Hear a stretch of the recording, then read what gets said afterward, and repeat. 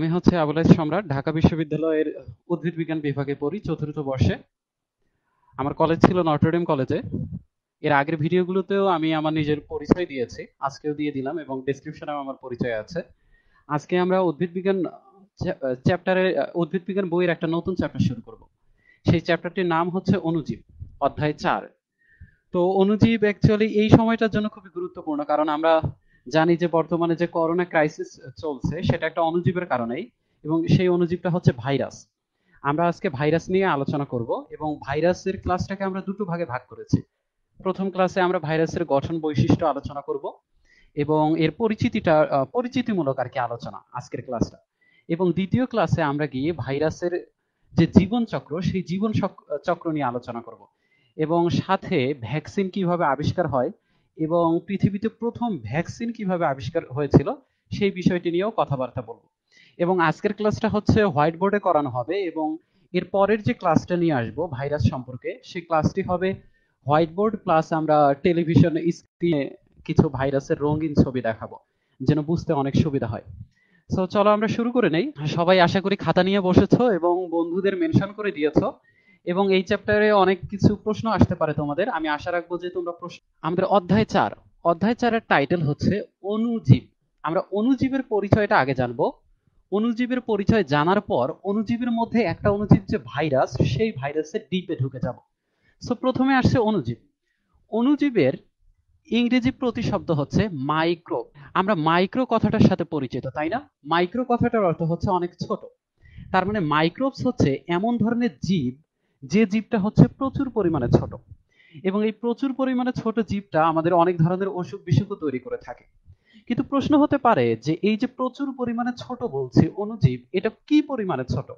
সহজ ভাষায় বলতে গেলে আমরা যদি মাইক্রোস্কোপের সাহায্য ছাড়া, এমন জীব যেটাকে আমরা মাইক্রোস্কোপের সাহায্য ছাড়া দেখতে পারি না অথবা দেখতে গেলে মাইক্রোস্কোপের সাহায্য লাগে, তাহলেই সেই জীবকে আমরা অণুজীব বলতে পারি। যেমন আমরা যদি বলি ভাইরাস, ভাইরাস কি অণুজীব? হ্যাঁ, কারণ ভাইরাসকে দেখার জন্য মাইক্রোস্কোপ লাগে এবং খুবই সূক্ষ্ম মাইক্রোস্কোপ প্রয়োজন। এরপরে আমরা আসি ব্যাকটেরিয়া। ব্যাকটেরিয়াকে কি দেখার জন্য মাইক্রোস্কোপ লাগে? হ্যাঁ, ব্যাকটেরিয়াকে দেখার জন্য মাইক্রোস্কোপ লাগে। আমরা খালি চোখে ব্যাকটেরিয়া কখনো দেখতে পারি না, কিন্তু আমাদের চারপাশে প্রচুর পরিমাণে ব্যাকটেরিয়া রয়েছে। সো এই ব্যাকটেরিয়া দেখার জন্য মাইক্রোস্কোপ লাগে। এবং তোমরা যারা কলেজে পড়ো, তোমাদের যখন প্র্যাকটিক্যাল করানো হবে, তোমাদেরকে আশা করি ব্যাকটেরিয়া দেখানো হবে, এবং সেই ব্যাকটেরিয়া হচ্ছে দইয়ের মধ্যে যে ব্যাকটেরিয়া পাওয়া যায় সেটা। তো তোমরা ব্যাকটেরিয়া দেখতে পারবে, কিন্তু ব্যাকটেরিয়া যখন দেখবে তখন দেখবে যে ব্যাকটেরিয়াটা খুবই ছোট ছোট দেখা যাচ্ছে, তোমরা ভালোভাবে আকৃতি বুঝতে পারছো না। একই সাথে অনেকগুলো ব্যাকটেরিয়া, খুবই ছোট। তার মানে আমরা যে নর্মালি মাইক্রোস্কোপটা ব্যবহার করি, সেই মাইক্রোস্কোপে ব্যাকটেরিয়াকে খুবই ছোট হিসেবে দেখা যায়। তাহলে ব্যাকটেরিয়াকে আরো বড় হিসেবে দেখার জন্য আরো ভালো মাইক্রোস্কোপ দরকার, কিন্তু আমরা কলেজ লেভেলে এরকম মাইক্রোস্কোপ ব্যবহার করি না। এখন ব্যাকটেরিয়াকে দেখার জন্য যে মাইক্রোস্কোপ ব্যবহার করা হয়, সেটাকে বলতে পারো তোমরা জটিল অণুবীক্ষণ যন্ত্র। জটিল অণুবীক্ষণ যন্ত্র, অণু, আশা করি বানান ঠিক আছে, জটিল অণুবীক্ষণ যন্ত্র। এবং আমরা যদি ভাইরাসকে দেখতে যাই এই জটিল অণুবীক্ষণ যন্ত্র দিয়ে, তাহলে আমরা কখনোই ভাইরাসকে দেখতে পারবো না, কারণ ভাইরাস হচ্ছে ব্যাকটেরিয়ার চেয়ে প্রচুর পরিমাণে ছোট। মনে করো ব্যাকটেরিয়া যে 100 গুণ পরিমাণে ছোট হচ্ছে ভাইরাস। তার মানে ভাইরাসকে দেখার জন্য আরো শক্তিশালী মাইক্রোস্কোপ লাগবে, এবং সেই মাইক্রোস্কোপকে বলা হয় ইলেকট্রন আণুবীক্ষণিক বা ইলেকট্রন অণুবীক্ষণ যন্ত্র, বা ইলেকট্রনিক বলতে পারো অণুবীক্ষণ যন্ত্র। অর্থাৎ খুবই সূক্ষ্ম পরিমাণে দেখার জন্য আমাদের ইলেকট্রন অণুবীক্ষণ যন্ত্রের প্রয়োজন হয়। তাহলে দেখা যাচ্ছে যে আমরা যদি ভাইরাস দেখতে চাই, খুবই জটিল মাইক্রোস্কোপের প্রয়োজন হয়। এবং আমরা যে ভার্সিটি লেভেলে পড়াশোনা করি, এই ভার্সিটি লেভেলেও আমরা অ্যাকচুয়ালি এখন পর্যন্ত ভাইরাস দেখিনি, কারণ আমাদের কাছে, আমাদের বিভাগে অন্তত এরকম মাইক্রোস্কোপ নেই, ইলেকট্রন অণুবীক্ষণ যন্ত্র। সো আমরা এতটুকু দেখতে পারলাম, এগুলো হচ্ছে মাইক্রোস্কোপের উদাহরণ। তো আরো কিছু বিষয় আছে, তো আমরা আরো কিছু জীব আছে যেগুলোকে কিন্তু আমরা মাইক্রোস্কোপ ছাড়া দেখতে পারি না। এরকম জীবের ক্ষেত্রে পড়বে কিছু শৈবাল। এখন সব শৈবালই কি তাহলে অণুজীবের মধ্যে পড়বে? কথা হচ্ছে না। কিছু শৈবাল হচ্ছে আকারে অনেক বড়, ইভেন মানুষের চেয়েও বড় শৈবাল আছে। আবার কিছু শৈবাল আছে আকারে অনেক ছোট। তো সেই শৈবালগুলো যেগুলো আকারে অনেক ছোট, যেগুলোকে আমরা মাইক্রোস্কোপ ছাড়া দেখতে পারি না, সেগুলোকেও আমরা অণুজীবের মধ্যে ধরতে পারি, যদি অণুজীবের সংজ্ঞাটা এমন হয় যে যে জীব এতই ছোট যে যেটাকে দেখার জন্য মাইক্রোস্কোপ লাগবে। তার মানে কিছু শৈবালকে দেখার জন্য মাইক্রোস্কোপ লাগে, এবং সেই অর্থে শৈবাল হচ্ছে এক ধরনের অণুজীব। তোমাদের বইয়ের ক্ষেত্রে আমি আসি। তোমাদের বইয়ের ক্ষেত্রে যখন অণুজীবের পরিচয়টা দেয়া ছোট্ট একটা প্যারা, সেই অণুজীবের পরিচয়ের ক্ষেত্রে দেখবা আরো দুটি জীবের উদাহরণ দিয়েছে। একটি হচ্ছে মাইকোপ্লাজমা। মাইকোপ্লাজমা এটার নাম নিশ্চয় যথাসম্ভব তোরা শুনোনি। মাইকোপ্লাজমা এটা হচ্ছে একটা অণুজীব, আমি এর পরিচয়ে পরে আসছি। এরপরে আরেকটা জীব আছে অ্যাক্টিনোমাইসিটিস। অ্যাক্টিনোমাইসিটিস এ দুটো হচ্ছে অণুজীব হিসেবে তোমাদের বইয়ে লেখা আছে। এখন মাইকোপ্লাজমা এবং অ্যাক্টিনোমাইসিটিস সম্পর্কে তোমাদের বইয়ে ডিটেলস লেখা নেই। আমি ডিটেলস দেব, তবে এই ক্লাসে না। কারণ হচ্ছে এই ক্লাসে আমরা ভাইরাসকে নিয়ে আলোচনা করব। আর তারপরে ক্লাসেও ভাইরাস, এবং ভাইরাস শেষ হয়ে যাওয়ার পর আমরা ব্যাকটেরিয়া নিয়ে আলোচনা করব। এবং আমরা যে মাইকোপ্লাজমা এবং অ্যাক্টিনোমাইসিটিস এর কথা বলছি, এরা হচ্ছে এক ধরনের ব্যাকটেরিয়া। তাহলে আমি আবার বলি, মাইকোপ্লাজমা এবং অ্যাক্টিনোমাইসিটিস যে তোমাদের বইয়ে লেখা আছে, এই দুটো হচ্ছে ব্যাকটেরিয়ার মধ্যে পড়ে। তাই আমরা যখন ব্যাকটেরিয়ার ইন্ট্রোডাকশনে যাব, সেক্ষেত্রে আমরা এই দুটো জিনিস কভার করে নেব। আশা করি এতটুকু বুঝতে পেরেছো। এখন তোমরা জিজ্ঞেস করতে পারো যে মাইকোপ্লাজমা অ্যাক্টিনোমাইসিটিস যদি ব্যাকটেরিয়াই হয়ে থাকে, তাহলে এদের আলাদা ধরনের নামের দরকার কি? এদের আলাদা ধরনের নামের প্রয়োজন আছে। কিরকম প্রয়োজন? আমি জাস্ট একটা ছোট্ট উদাহরণ দেই। এটা চাইলে তোমরা নোট ডাউন করে নিতে পারো, আমি এখানে লিখে দিচ্ছি না, কারণ পরের ব্যাকটেরিয়া শুরুগুলো আমি বুঝিয়ে দেবো। যেমন মাইকোপ্লাজমা। মাইকোপ্লাজমা কি একটি? হ্যাঁ, মাইকোপ্লাজমা এক ধরনের ব্যাকটেরিয়া। কিন্তু এই ব্যাকটেরিয়া বা স্বাভাবিক ব্যাকটেরিয়ার সাথে মাইকোপ্লাজমার একটা পার্থক্য আছে। কি রকম পার্থক্য? সাধারণ ব্যাকটেরিয়ার চারপাশে কোষ প্রাচীর থাকে। আমরা তো জানি কোষ প্রাচীর, তারপর থাকে কোষ ঝিল্লি। সাধারণ ব্যাকটেরিয়ার চারপাশে কোষ প্রাচীর, তারপর কোষ ঝিল্লি থাকে। কিন্তু মাইকোপ্লাজমা যদি নেই, মাইকোপ্লাজমার চারপাশে কোনো কোষ প্রাচীর নেই। মাইকোপ্লাজমা কিন্তু একটা ব্যাকটেরিয়া, কিন্তু এটা এমন ব্যাকটেরিয়া যার চারপাশে কোনো কোষ প্রাচীর নেই। তাহলে কোষ প্রাচীর নেই, তো এখানে সমস্যাটা কোথায়? এখানে খুবই ইন্টারেস্টিং কিছু ব্যাপার আছে। আমি ছোট্ট একটা উদাহরণ দেব। সেটা হচ্ছে, ব্যাকটেরিয়া যদি আমাদের বডির ভিতরে ঢোকে, যেটাকে আমরা বলি ইনফেকশন, ইনফেকশন করলে আমরা অ্যান্টিবায়োটিক খাই, তাই না? অ্যান্টিবায়োটিক খেলে ব্যাকটেরিয়া মরে যাবে। এখন অ্যান্টিবায়োটিক খেলে ব্যাকটেরিয়া মরে যাবে, তার মানে হচ্ছে অ্যান্টিবায়োটিক ব্যাকটেরিয়াকে ধ্বংস করে। এখন অ্যান্টিবায়োটিক ব্যাকটেরিয়ার কি ধ্বংস করে, এই প্রশ্নটা বুঝতে হবে। এখন এক এক ধরনের অ্যান্টিবায়োটিক এক এক রকম। আমি শুধু এক ধরনের অ্যান্টিবায়োটিকের কথা বলবো। এক ধরনের অ্যান্টিবায়োটিক আছে যেটি ব্যাকটেরিয়ার কোষ প্রাচীরকে টার্গেট করে কোষ প্রাচীরকে ধ্বংস করে দেয়। সো যখন ব্যাকটেরিয়ার কোষ প্রাচীর ধ্বংস হয়ে যায়, ব্যাকটেরিয়াটাও ধ্বংস হয়ে যায়। কিন্তু মাইকোপ্লাজমাও এক ধরনের ব্যাকটেরিয়া, কিন্তু মাইকোপ্লাজমা যদি আমাদের বডিতে ঢোকে, আমরা কি ওই অ্যান্টিবায়োটিকটা খেলে কাজ করবে? কখনোই কাজ করবে না, কারণ ওই অ্যান্টিবায়োটিকটা যেখানে কোষ প্রাচীরকে টার্গেট করে, সেখানে তো মাইকোপ্লাজমার কোনো কোষ প্রাচীরই নেই। সো মাইকোপ্লাজমাকে ওই অ্যান্টিবায়োটিকটি ধ্বংস করতে পারবে না। তাহলে এরকম কিছু উদাহরণ আছে, এগুলো আমরা আস্তে আস্তে যাব, শিখবো। এবং মাইকোপ্লাজমার কারণে যে রোগগুলো হয় তার একটা উদাহরণ দিচ্ছে। যেমন আমাদের যে নিউমোনিয়া রোগটা হয়, এই নিউমোনিয়া রোগটা হয় মাইকোপ্লাজমার কারণে।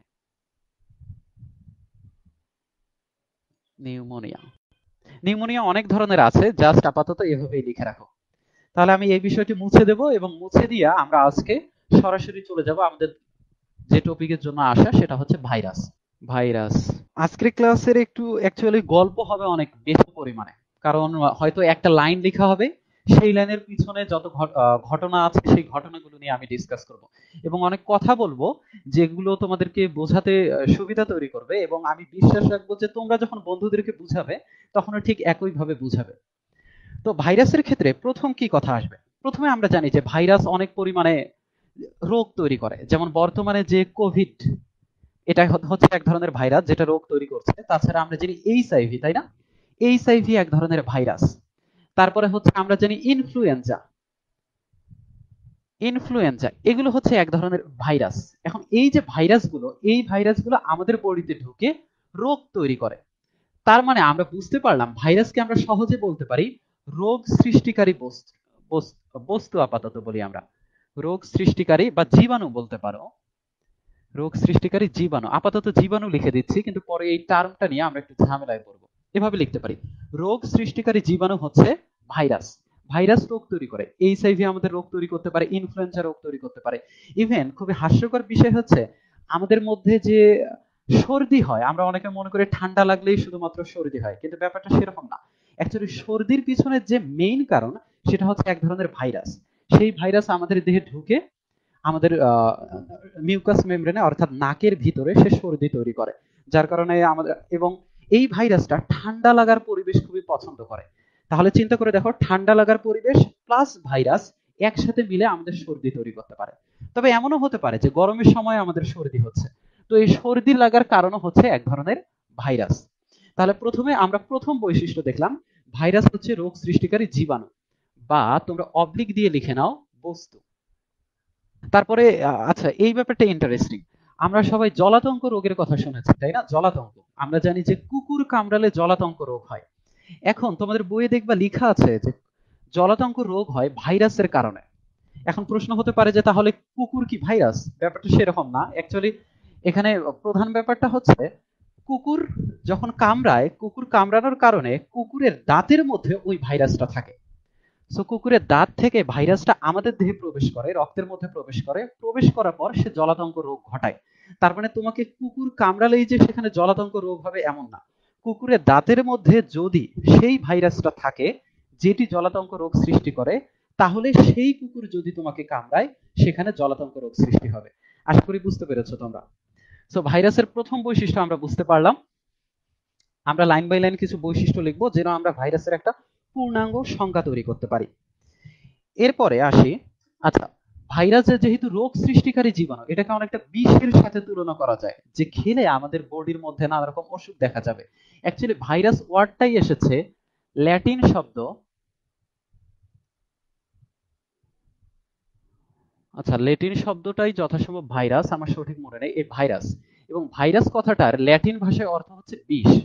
অর্থাৎ এটি যদি আমাদের বডির মধ্যে প্রবেশ করে তাহলে সে বিষ ক্রিয়া সৃষ্টি করে এবং যার কারণে আমাদের রোগ তৈরি হয়। তাহলে এতটুকু আমরা বুঝতে পারলাম। এরপরে আমরা একটু আগে দেখে এসেছিলাম যে ভাইরাসকে আমরা ইলেকট্রন মাইক্রোস্কোপের সাহায্য ছাড়া আমরা দেখতে পারি না। অর্থাৎ যদি আমাদের কাছে ইলেকট্রন মাইক্রোস্কোপ থাকে তাহলে দেখতে পারবো, না হলে আমরা পারবো না। যেমন আমরা ভার্সিটিতে দেখতে পারি না। ইভেন আমাদের দেশে ভাইরাসকে দেখার মতো ইলেকট্রন মাইক্রোস্কোপ আমি শুনেছিলাম একটা আছে, কিন্তু অ্যাকচুয়ালি সেটা নষ্ট এবং সেটা ঠিক করার মতো মেকানিক্সও আমাদের নেই। সো আমার জানা মতে এতটুকুই ধারণা। সো আমরা এখন পর্যন্ত ভাইরাসকে দেখতে পারিনি, কিন্তু ইন্টারনেটে তোমরা বহু ছবি পাবা যেখানে ভাইরাসের ছবি দেয়া আছে। তো আমরা জানি যে ভাইরাস ইলেকট্রন মাইক্রোস্কোপের সাহায্য ছাড়া দেখা যায় না। এজন্য ভাইরাসকে আমরা কখনো আণুবীক্ষণিক বলতে পারবো না, কারণ আণুবীক্ষণিক মানে ছোট। যেমন ব্যাকটেরিয়া আণুবীক্ষণিক, কিন্তু ভাইরাস হচ্ছে অতি আণুবীক্ষণিক, অর্থাৎ প্রচুর পরিমাণে ছোট, এবং এতই ছোট যে এটাকে দেখার জন্য অবশ্যই আমাদের ইলেকট্রন মাইক্রোস্কোপের প্রয়োজন হবে। তাহলে আমরা বুঝতে পারলাম ভাইরাসের দুটো বৈশিষ্ট্য। এরপরে আমরা আসি যে ভাইরাসের দেহটা কি রকম। আমরা যে কোনো একটা ভাইরাসের ছবি আঁকতে পারি। তোমরা নিশ্চয়ই ক্লাস 9-10-এ এই ছবিটা দেখেছো, এবং এটা খুবই সিম্পল, এজন্য আমি এঁকে দিচ্ছি। কিন্তু সব ভাইরাস যে দেখতে এরকম হবে সেরকমটা না, মাথায় রাখবা। এক এক ভাইরাস দেখতে এক এক রকম। যেমন এইচআইভি ভাইরাস দেখতে হচ্ছে গোলাকার, গোল, কিন্তু এই ভাইরাসটার নাম হচ্ছে টি2 ফাজ। কেন ফাজ বলা হচ্ছে এগুলো আমি পরে দেখিয়ে দেবো। এই যে ভাইরাসটা, এই ভাইরাসটা দেখতে হচ্ছে এরকম টি এর মতো দেখতে, উপরে একটা মাথা থাকে, নিচে হচ্ছে লম্বা একটা দাগ থাকে। তো এই ভাইরাসটা দেখে মনে হচ্ছে এই ভাইরাসের চারপাশে কি একটা বর্ডার দেয়া আছে, তাই না? এই বর্ডারটা হচ্ছে প্রোটিন। এগুলো নিয়ে পরে ব্যাখ্যা সহ ডিসকাশন করা হবে, আপাতত জাস্ট এভাবে লিখে নাও। এই যে ভাইরাসের চারপাশে আমরা বর্ডারটা দেখতে পাচ্ছি, অর্থাৎ আমাদের দেহে যেমন চামড়া থাকে চারপাশে, তেমনি ভাইরাসের যে চামড়াটা দেখতে পাচ্ছি এই চামড়াটা হচ্ছে প্রোটিন। এবং এই চামড়ার ভিতরে ভিতরে এরকম কিছু একটা থাকতে পারে। এখন এর আকৃতি দেখেই বোঝা যাচ্ছে এটা হয় ডিএনএ হবে, না হয় আরএনএ হবে। অর্থাৎ ভাইরাসের ভিতরে কে থাকতেছে? ডিএনএ থাকতেছে এবং আরএনএ থাকতেছে। So protein plus DNA oblique দিতে হবে, কারণ ডিএনএ এবং আরএনএ একসাথে থাকে না। কেন থাকে না এগুলো এক্সপ্লেন করা যাবে পরবর্তীতে। ডিএনএ অথবা আরএনএ থাকবে, হয় ডিএনএ না হয় আরএনএ। তাহলে আমরা এতটুকু বুঝতে পারলাম। এখন এইখানে এসে আমরা একটু বিবর্তনের সাহায্য নেব এবং কিছুক্ষণ কথাবার্তা চলবে। তোমরা নিশ্চয়ই বিবর্তন শব্দটা শুনেছো। বিবর্তন মানে হচ্ছে এক জীব থেকে নতুন ধরনের জীব তৈরি হওয়া। এখন বিবর্তন বলে যে জাস্ট আমি বোঝাচ্ছি, বিবর্তন বলে যে যে অনেক আগে, মনে করো লক্ষ লক্ষ কোটি কোটি বছর আগে যে জীবগুলো ছিল তারা ছিল খুবই সিম্পল জীব, খুবই সরল। এবং বর্তমানে যে জীবগুলো পাওয়া যাচ্ছে সেগুলো হচ্ছে খুবই জটিল। তাহলে বিবর্তনের কথা হচ্ছে সরল জীব থেকে আস্তে আস্তে জটিল জীব আসবে। এখন ভাইরাস যে পড়ছে, মাথায় রাখবে মানুষ তৈরি হওয়ার অনেক আগে থেকেও ভাইরাস ছিল। মানুষ তৈরি হওয়ার আগে অনেক জীব ছিল, যেমন ডাইনোসর বা অন্যান্য জীব, সেই জীবদেরকেও ভাইরাস আক্রমণ করত। এখন ভাইরাস আগে এসেছে, এভাবে চিন্তা করে দেখো, ভাইরাস আগে এসেছে, মানুষ পরে এসেছে। তাহলে খুব সিম্পলি বোঝা যাচ্ছে কোনটা হচ্ছে সরল কোনটা জটিল। যেটা আগে এসেছে সেটা সরল, তার মানে ভাইরাস হচ্ছে সরল এবং মানুষ হচ্ছে অনেক পরিমাণে জটিল প্রাণী। এখন সরল এবং জটিল এই কথাটা কেন আসলো? এই কথাটা আসার কারণ হচ্ছে আমাদের বডি কিন্তু খুবই কমপ্লেক্স। আমাদের দেখো একটা হৃৎপিণ্ড আছে, আমাদের যকৃৎ আছে। আমাদের হৃৎপিণ্ডকে প্রোটেক্ট করার জন্য আমাদের একটা খাঁচা দেয়া আছে যেন হৃৎপিণ্ড প্রোটেক্টেড অবস্থায় থাকে। আমাদের সবকিছু সিস্টেম আছে। কিন্তু ভাইরাস হচ্ছে খুবই সরল, ভাইরাসের কিন্তু এরকম সিস্টেম নেই। এর কোনো হৃৎপিণ্ড দেখা যাচ্ছে না, এর কোনো কি বলবো কোনো যকৃৎ দেখা যাচ্ছে না, এর কোনো হাত পা কিছুই দেখা যাচ্ছে না। এতটাই সরল ভাবে তৈরি। এখন এখানে প্রশ্ন আসতে পারে যে ঈশ্বর যখন ভাইরাসকে তৈরি করলেন তখন ঈশ্বর কতটা সরলভাবে ভাইরাসকে তৈরি করেছেন? প্রশ্নটা আশা করি বুঝতে পেরেছো যে কতটা সরলভাবে একটা জীবকে তৈরি করা যায়। ভাইরাসও একটা জীব, ব্যাকটেরিয়াকেও একটা জীব, ব্যাকটেরিয়াও একটা জীব, ভাইরাসকেও একটা জীব ধরতে পারি। কতটা সরলভাবে একটা জীবকে তৈরি করা যায়। তোমরা চিন্তা করে দেখো, আমরা হচ্ছে বহুকোষী, আর ভাইরাস হচ্ছে কি? বলতে পারো যে এক কোষী। আপাতত ধরে নাও ভাইরাসে হচ্ছে একটা কোষ মনে করো। তো এই একটা কোষের মধ্যে, তাহলে একটা কোষ, দুঃখিত, তো এক এক কোষে। এখন চিন্তা করে দেখো, আমাদের যদি একটা কোষ আমরা বের করে নেই, আমাদের একটা কোষ বের করে নিলে কোষের ভিতরে কত কিছু পাওয়া যাচ্ছে, অনেক কিছু। কিন্তু আমি যদি বলি কোষের যত কিছু পাওয়া যায় তার মধ্যে সবচেয়ে গুরুত্বপূর্ণ জিনিস কোনটা? তোমরা নিশ্চয়ই বলবা যে কোষের ভিতরে সবচেয়ে গুরুত্বপূর্ণ জিনিস হচ্ছে নিউক্লিয়াস। আমি আরেকটু ডিপ থটে গেলাম, যে নিউক্লিয়াসের ভিতরে সবচেয়ে গুরুত্বপূর্ণ জিনিস কোনটা? তোমরা নিশ্চয়ই বলবা ক্রোমোজোম। এখন আমি যদি বলি ক্রোমোজোমের ভিতরেও সবচেয়ে গুরুত্বপূর্ণ জিনিস কোনটা? তোমরা বলবা হচ্ছে ডিএনএ, অর্থাৎ ডিএনএ। ডিএনএ হচ্ছে গুরুত্বপূর্ণ জিনিস, যে ডিএনএ ছাড়া তুমি কোনো জীব তৈরি করতে পারবে না। আমি আবারও বলছি, ডিএনএ ছাড়া কোনো জীব তৈরি করতে পারবে না। এখন আমরা যেহেতু জটিল জীব, এই ডিএনএ চারপাশে প্রচুর পরিমাণে জিনিসপাতি দেয়া। কিন্তু ভাইরাস যেহেতু খুবই সরল, আশা করি তোমরা ধরতে পারছো, ভাইরাস যেহেতু প্রচুর পরিমাণে সরল, তার মানে এখানে শুধু ডিএনএ থাকলেই হবে, ডিএনএ বাদে তেমন কিছু দরকার নেই। তাহলে এর মধ্যে ডিএনএ আছে, এবং ডিএনএ যদি না থাকে তাহলে আরএনএ থাকবে, মোটামুটি একই জিনিস। আমরা তাহলে বুঝতে পারলাম খুবই সিম্পল ভাবে আমরা তৈরি করতে চাচ্ছি। তাহলে ডিএনএ এর বিষয়টা গেল এবং আরএনএ এর বিষয়টা গেল। এখন একটু আগে যে বলেছিলাম আমাদের মধ্যে হৃৎপিণ্ড আছে, সেই হৃৎপিণ্ডকে প্রোটেক্ট করার জন্য কি চারপাশে খাঁচা দেয়া না, যেন হৃৎপিণ্ডটা ক্ষতিগ্রস্ত না হয়, কারণ হৃৎপিণ্ড যদি ক্ষতিগ্রস্ত হয় আমরা হয়তোবা মারা যাব। তেমনি এই যে ভাইরাসটা দেখতে পাচ্ছি, এই ভাইরাসের হৃৎপিণ্ড বা মেইন জিনিস তোমরা বলতে পারো এই ডিএনএ অথবা আরএনএ কে। তাহলে এই আমরা আপাতত ডিএনএ ধরে নিচ্ছি যেন বলতে সুবিধা হয়। এই ডিএনএটা হচ্ছে এই ভাইরাসের সবচেয়ে গুরুত্বপূর্ণ জিনিস, অর্থাৎ এর হৃৎপিণ্ডের মতো। তাহলে এই ডিএনএ কে প্রোটেক্ট করতে হবে, এবং এই ডিএনএ কে প্রোটেক্ট করার জন্য চারপাশে একটা খাঁচা দেয়া আছে যেন এই ডিএনএটা সবসময় প্রোটেক্টেড থাকে। দেখো ঈশ্বর কত সিম্পলি তৈরি করেছেন, যেন ঈশ্বর কত সিম্পলি তৈরি করেছেন, এটা দেখলেই বোঝা যাচ্ছে। তাহলে ডিএনএ চারপাশে আমরা একটা শেল দিয়ে দিয়েছি, আবরণ দিয়ে দিয়েছি। এই আবরণটাই হচ্ছে প্রোটিনের আবরণ। তাহলে তোমরা বুঝতে পারলা প্রোটিন এবং ডিএনএ অথবা আরএনএ নিয়েই একটা ভাইরাস তৈরি হয়। তাহলে আমরা দেখতে পারলাম ভাইরাস কত সিম্পলি তৈরি হতে পারে। এবং চিন্তা করে দেখো, আমরাও যদি একটা সিম্পল জীব তৈরি করতে চাই বা সিম্পল কোনো কিছু তৈরি করতে যাই, তাহলে কিভাবে আমাদের চিন্তা করতে হবে। তাহলে আশা করি তোমরা এটা বুঝতে পেরেছো। এবার আরেকটা কথা, সেটা হচ্ছে এই ভাইরাসটাকে বোর্ডে যখন দেখছি, দেখা যাচ্ছে যে ভাইরাসের ভিতরে ডিএনএটাকে দেখা যাচ্ছে।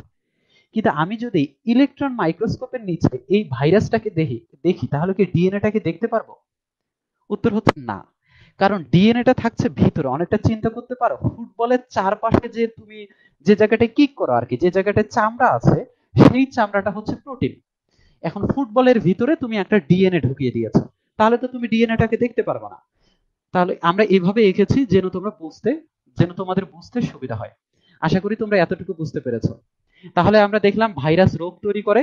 আমি একটু ক্লিয়ার করে দিচ্ছি, ভাইরাস হচ্ছে প্রচুর পরিমাণে ছোট, এটাকে দেখার জন্য মাইক্রোস্কোপের প্রয়োজন, ইলেকট্রন মাইক্রোস্কোপের প্রয়োজন। এবং ভাইরাস দুটো জিনিস নিয়ে তৈরি, একটা হচ্ছে প্রোটিন আর একটা হচ্ছে ডিএনএ এবং আরএনএ। এই দুটোর মধ্যে সবচেয়ে ইম্পর্টেন্ট হচ্ছে ডিএনএ আরএনএ, এবং সেটাকে প্রোটেক্ট করার জন্য চারপাশে কাকে দেয়া থাকে? প্রোটিনকে দেয়া থাকে। তাহলে এতটুকু বুঝতে পারলাম। এবং ভাইরাস হচ্ছে খুবই সরল, খুবই সরল। তাহলে আমরা এটি এ পর্যন্ত মুছে দিচ্ছি। আশা করি তোমরা তুলে নিচ্ছ, এবং যদি কোনো প্রশ্ন থাকে তাহলে তোমরা অবশ্যই কমেন্টে করবা, এবং আমার কথাকে ভালোভাবে ফলো করবা যেন বুঝতে পারো। এবং আমার কথায় মাঝে মাঝে সমস্যা হতে পারে, সেগুলোকে মনে না নিয়ে আমি পরবর্তীতে যেভাবে ঠিক করে বলছি সেটি বোঝার চেষ্টা করবে। এখন তোমাদের ভাইরাসের একটা সংজ্ঞা দেয়া আছে। তো তোমরা জানো যে সংজ্ঞা আমরা তৈরি করি বৈশিষ্ট্য অনুযায়ী। তো আমরা কিন্তু তিনটা বৈশিষ্ট্য একটু আগে দেখে ফেললাম। তোমরা চাইলে এই তিনটা বৈশিষ্ট্য দিয়ে ভাইরাসের একটা সংজ্ঞা তৈরি করতে পারো। কিন্তু ভাইরাসের সংজ্ঞায় আরো কিছু কথা আছে। যেমন ভাইরাস হচ্ছে কি অকোষীয়। আমি সংজ্ঞাটা লিখে দিচ্ছি না, সংজ্ঞার মধ্যে যে বৈশিষ্ট্যটা আছে সেই বৈশিষ্ট্যগুলো লিখে এক্সপ্লেন করে দেব। তোমরা সাধারণত বোটানির সবকিছু মুখস্থ করো, কিন্তু তোমাদের অ্যাকচুয়ালি বুঝে বুঝে পড়লে ব্যাপারগুলো ইন্টারেস্টিং হবে। যেমন ভাইরাস হচ্ছে অকোষীয়। এখন তোমরা বলতে পারো যে অকোষীয় মানে কোষ নেই।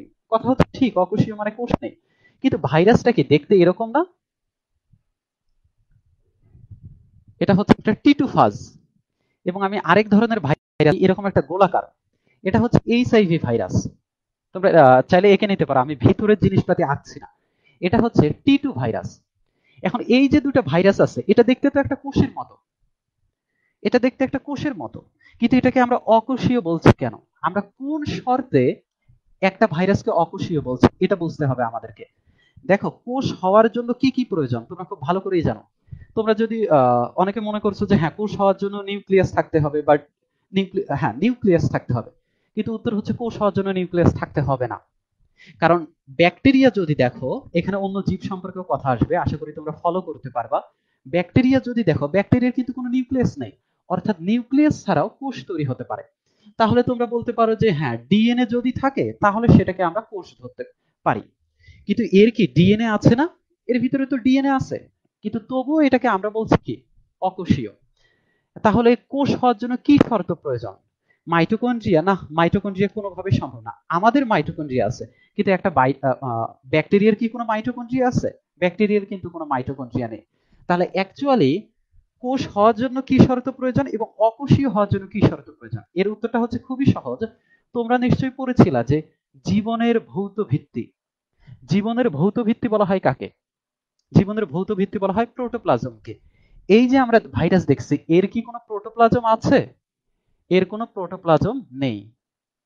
তার মানে এটাকে আমরা বলতে পারি এর জীবনের যে ভিত্তিটা লাগবে, সেই জীবনের ভিত্তিটাই এর মধ্যে নেই, প্রোটোপ্লাজম নেই।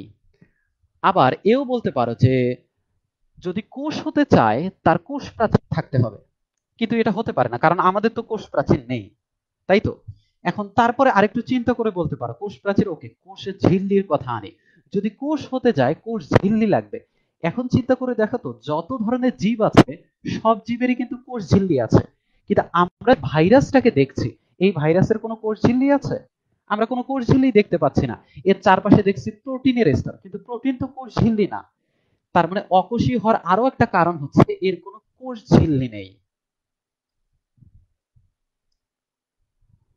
কোষ ঝিল্লি নেই, অকোষীয়। এখন দেখো, কোষের ভিতরে কি পানি থাকে না? পানি না থাকলে কিন্তু কোষ মারা যাবে। কিন্তু এই যে তুমি ভাইরাসকে দেখছো, তোমরা যে ভাইরাসকে দেখতে পাচ্ছ, এই ভাইরাসের ভিতরে কোনো পানির অস্তিত্ব নেই। তোমরা চাইলে বলতে পারো এটা এটা অ্যাকচুয়ালি লেখার দরকার নেই, কারণ এটা অনেকটা ইনফর্মাল স্টেটমেন্ট। ভাইরাসের ভিতরে কোনো পানির অস্তিত্ব নেই, যার কারণে আমরা এটাকে বলতে পারি অকোষীয়। কারণ কোষ যদি জীবিত থাকতে চায় তার অবশ্যই কিসের প্রয়োজন হবে? পানির প্রয়োজন হবে। আশা করি তোমরা এতটুকু পর্যন্ত বুঝতে পেরেছো অকোষীয়র বিষয়টা। অকোষীয়র পরে ভাইরাসের যে সংজ্ঞাটা দেয়া আছে, সেই সংজ্ঞার মধ্যে আরেকটা কথা আছে। আমি একটু কথাটা সাইডে লিখছি, তোমরা নিচে নিচে লিখে নিতে পারো। বাধ্যতামূলক পরজীবী। বাধ্যতামূলক পরজীবী। ওকে, এই বিষয়টা অনেক ক্ষেত্রেই লাগে, তো এই বিষয়টাতে আমরা একটু ডিপ থট দেব। পরজীবী মানে কি? তোমরা নিশ্চয়ই জানো, পরজীবী হচ্ছে যে জীবটা অন্য জীবের উপর নির্ভর করে। যেমন যদি বলি যে আমাদের অনেকের মাথায় উকুন থাকে, তাই না? উকুন আমাদের মাথায় থাকে, সো উকুন একটা জীব, আমাদের আমি একটা জীব, আমাদের মধ্যে একটা সম্পর্ক আছে। উকুন আমার মাথায় থাকছে, সো উকুনটা হচ্ছে পরজীবী, কারণ সে অন্য একটা জীবের উপর নির্ভর করছে। আবার তোমরা জানো যে তোমাদের পেটের মধ্যে কিন্তু ব্যাকটেরিয়াও থাকে অনেক, সেই ব্যাকটেরিয়াগুলোর মধ্যে অনেক আছে আবার উপকারী ব্যাকটেরিয়া। যেমন একটা ব্যাকটেরিয়ার নাম হচ্ছে ইকোলাই। আমাদের পেটের ভিতর একটা ব্যাকটেরিয়া থাকে ইকোলাই। ইকোলাই কিন্তু উপকারী ব্যাকটেরিয়া, সব ব্যাকটেরিয়া খারাপ হয় না। তো এই যে ইকোলাই ব্যাকটেরিয়া আমাদের পেটের ভিতরে থাকছে, তাহলে ইকোলাইও হচ্ছে এক ধরনের পরজীবী। পরজীবীর ব্যাপারটা বুঝতে পারলাম, কিন্তু এর সাথে একটা কথা লেখা আছে, কি? বাধ্যতামূলক পরজীবী। বাধ্যতামূলক কথাটা হচ্ছে এই পরজীবীটা যে জীবের মধ্যে থাকবে, ভালো করে কথাটা বোঝো, এই পরজীবীটা যে জীবের মধ্যে থাকবে, আমি এখানে একটা টার্ম ক্লিয়ার করে দেই যেন বোঝাতে সুবিধা হয়। এটা আমার আগেই দেওয়া উচিত ছিল। পরজীবী যে জীবের মধ্যে বসবাস করে সেটাকে বলা হয় পোষক। যেমন উকুন যদি আমার মাথায় থাকে, উকুন হচ্ছে পরজীবী এবং আমি হচ্ছি তার পোষক। ব্যাকটেরিয়া আমার ভিতরে থাকছে, ব্যাকটেরিয়া হচ্ছে পরজীবী এবং আমি হচ্ছি তার পোষক, মানে আমি ব্যাকটেরিয়াকে পুষি। আশা করি বুঝতে পেরেছো। তো কিছু পরজীবী আছে পোষকের মধ্যে থাকে, ফাইন, কিন্তু পোষক থেকে যখনই বাইরে বের হয়ে যাবে সে মারা যাবে। ভালো করে কথাটা বোঝো। কিছু পরজীবী আছে পোষকের ভিতরে যখন থাকে তখন জীবিত, কিন্তু পোষক থেকে যখন বাহিরে বের হয় তখন সে মারা যায়। এই ধরনের পরজীবীগুলোকে বলা হয় বাধ্যতামূলক পরজীবী। অর্থাৎ সে সেই পোষকের ভিতরে থাকতে বাধ্য। যদি পোষকের দেহ থেকে বাইরে বের হয়ে আসে তাহলে সে মারা যাবে। অর্থাৎ তার জীবন ধারণের জন্য অবশ্যই সে তাকে পোষকের ভিতরে থাকতে হবে, অর্থাৎ সে বাধ্য। আশা করি এতটুকু বুঝতে পারবে। যেমন তোমাদের যদি একটা উদাহরণ দেই, উকুনের উদাহরণে আবার আনি। উকুন আমাদের মাথায় থাকে, কিন্তু উকুনকে যদি বাইরে ফেলে দেওয়া হয় উকুন কি মারা যাবে? উত্তর হচ্ছে না। তাহলে উকুন কি বাধ্যতামূলক পরজীবী? উত্তর হচ্ছে উকুন বাধ্যতামূলক পরজীবী না। কিন্তু ভাইরাসের ক্ষেত্রে কথাটা বুঝি। ভাইরাস, আমাদের বডির ভিতরে একটা ভাইরাস আছে, সেই ভাইরাস যদি বাইরে পড়ে যায় তাহলে বাইরে পড়ে যাওয়ার কিছুক্ষণ পর তার মারা যাওয়ার সম্ভাবনা বেশি। এখানে আমরা উদাহরণ আনবো এই যে করোনা ভাইরাস, এই করোনা ভাইরাসের উদাহরণটা। যেমন তোমরা শুনে থাকবে, কারণ অনেক নিউজ এসেছিল প্রথমের দিকে, যে করোনা ভাইরাস যদি আমাদের বডি থেকে বাহিরে বের হয়, যদি সে বাতাসে থাকে তাহলে সে 4 ঘন্টা বেঁচে থাকতে পারে। তার মানে ব্যাপারটা কি দাঁড়াচ্ছে, আমার বডি থেকে, আমি একজন পোষক, আমার বডি থেকে যদি বাহিরে বের হয় তাহলে সে মারা যাবে। তাহলে সে হচ্ছে বাধ্যতামূলক পরজীবী, অর্থাৎ ভাইরাস বাধ্যতামূলক পরজীবী। তাহলে তোমরা বুঝতে পারছো আশা করি। তাহলে আমরা এতটুকু দেখতে পারলাম। আমি এই অংশটুকু মুছে দিচ্ছি, এবং তোমাদের যদি আমি যা বুঝেছি তা বুঝতে অসুবিধা হয় তাহলে তোমরা চাইলে তা কমেন্টে জানাতে পারো যে ভাইয়া এটা বুঝতে পারিনি, আপনি দয়া করে আবার বুঝান। হ্যাঁ, আমি অবশ্যই আবার বুঝাবো। তাহলে ভাইরাসের অনেকগুলো বৈশিষ্ট্য দেখলাম, প্রথমে 3টা বৈশিষ্ট্য দেখেছিলাম, রাইট? এই 3টা বৈশিষ্ট্যের সাথে এই 5টা বৈশিষ্ট্য লিখে নাও তোমরা।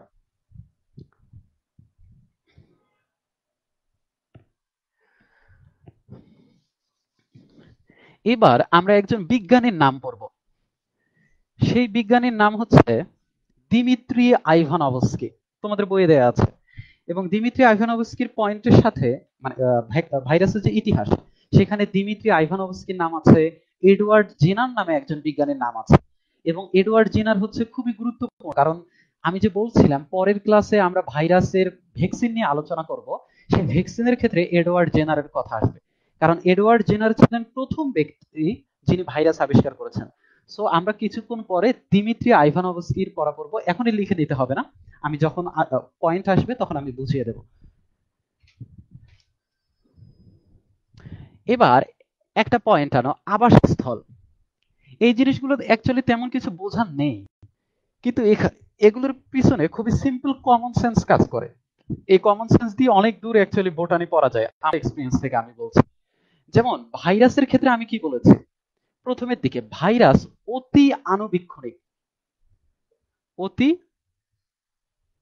আণুবীক্ষণিক অর্থাৎ প্রচুর পরিমাণে ছোট, এটাকে খালি চোখে দেখা যায় না। এবং আমি যদি বলি ব্যাকটেরিয়া, ভাইরাস ব্যাকটেরিয়ার চেয়েও ছোট। আমি যদি বলি যে পিঁপড়া, অবশ্যই ভাইরাস পিঁপড়ার চেয়ে অনেক পরিমাণে ছোট। এখন প্রশ্ন হচ্ছে ভাইরাস যে এত ছোট এর কারণে সে কি বেনিফিট পায়? ইন্টারেস্টিং, দেখো, ভাইরাস যে এত ছোট এর কারণে সে কি বেনিফিট পায়? ভাইরাস এত ছোট হওয়ার কারণে একটা বেনিফিট পায়, সেটা হচ্ছে ভাইরাস এর চেয়ে বড় যত ধরনের জীব আছে সব জীবের মধ্যে গিয়ে অ্যাটাক করতে পারে, কারণ ভাইরাস হচ্ছে সবচেয়ে ছোট। তুমি চিন্তা করে দেখো যে চাইলে উকুন আমার মাথায় থাকতে পারে, কারণ উকুন হচ্ছে আমার চেয়ে প্রচুর পরিমাণে ছোট। তার মানে ভাইরাস যেহেতু প্রচুর পরিমাণে ছোট, ভাইরাস কিন্তু ব্যাকটেরিয়ার গায়েও থাকতে পারে। ভাইরাস শুধু আমাদেরকে অ্যাটাক করে না, ভাইরাস কাদেরকেও অ্যাটাক করে, ব্যাকটেরিয়াকেও অ্যাটাক করে। কারণ ভাইরাসের যে সাইজ, এটা হচ্ছে, আমি এখানে সাইজ লিখে দিচ্ছি, size of virus is sorry smaller than size of সকল জীব। আমার বাংলায় লেখা উচিত ছিল, তোমরা চাইলে এভাবে লিখে নিতে পারো সিম্পলি, সকল জীব। অর্থাৎ যত ধরনের জীব আছে সব জীবের থেকে ভাইরাসের সাইজটা হচ্ছে ছোট। ভাইরাসের সাইজ ছোট হওয়ার কারণে তার আবাসস্থল কোনগুলো? তার আবাসস্থল হচ্ছে বাকি সকল ধরনের জীব। সে চাইলে একটা ব্যাকটেরিয়ার গায়ে বসবাস করতে পারে, শৈবালের গায়েও ভাইরাস বসবাস করতে পারে, হাতির গায়েও বসবাস করতে পারে, আমাদের গায়েও বসবাস করতে পারে। সো আশা করি তোমরা বুঝতে পেরেছো, এটা খুবই কমন সেন্স, খুবই সিম্পল লজিক। তাহলে ভাইরাসের আবাসস্থল আমি শেষ করে দিচ্ছি, তবে এখানে একটা বিষয় আসবে, সেটা হচ্ছে আমি কি এটা পরে পড়িয়ে দেব? হ্যাঁ, ভাইরাসের সংখ্যা নিয়ে একটু আলোচনা করি। তোমরা চাইলে একটা টাইটেল দিতে পারো এভাবে, সংখ্যা। কিন্তু টাইটেলে তেমন ইনফরমেশন দেবো না, আমি জাস্ট তোমাদেরকে বুঝাবো, ভাইরাসের সংখ্যা নিয়ে কথা বলি। আমাদের চারপাশে যে ভাইরাস আছে, এই ভাইরাস কি পরিমাণে আছে? অ্যাকচুয়ালি আমাদের যে সংখ্যাটা, ভাইরাসের সংখ্যাটা আমাদের চারপাশে, এই সংখ্যাটা আমরা আমাদের চিন্তারও বাইরে।